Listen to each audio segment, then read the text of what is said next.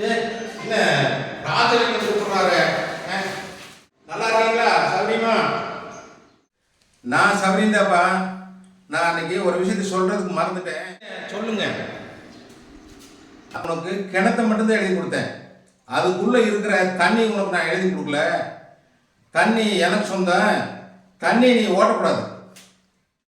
என்னங்க இப்படி சொல்றீங்க? கிணறு வேற தண்ணி வேறையாவே எழுதுவாங்க. கிணத்தை எழுதியிருக்கு, அப்புறம் என்னங்க? இந்தாப்பா, தண்ணி ஓட்டக்கூடாது. அப்படி ஓட்டணும்னா எனக்கு மணிக்கணக்கில் ஒரு அமௌண்ட் போட்டு தரணும். இதுதான் என்னுடைய கண்டிஷன். இது மீறிச்சு நான் யாரும் உங்களை காட்ட வேண்டியது. என்ன ராஜலிங்க மிரட்டி பார்க்குறியா? என்ன சுத்த காட்டு மடப்பைன்னு நினச்சிட்டியா? இது பாரு, உன் வழிக்கே நான் வர்றேன். கிணறு உனக்கு எனக்கு சொந்தம். அதில் இருக்கிற தண்ணி உனக்கு சொந்தம், ரைட்? நான் நீ மணிக்கணக்கில் எனக்கு பணம் கேட்குற. எனக்கு செகண்ட் கணக்கில் அதுக்கு தண்ணி உள்ள தண்ணியை கிணத்து கொடுத்துருக்கு. அதுக்கு செகண்ட் கணக்கில் வாடகை கொடுக்கணும்.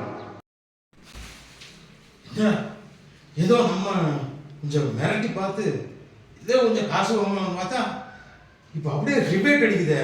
நம்ம காசு கொடுக்க சொல்கிறானே. நம்ம ஏற்கனவே எல்லாம் விற்று தொலைச்சிட்டான். ஏகப்பட்டதை விற்று போட்டான். உனக்கு இவன் காசு கொடுக்க சொல்கிறானே.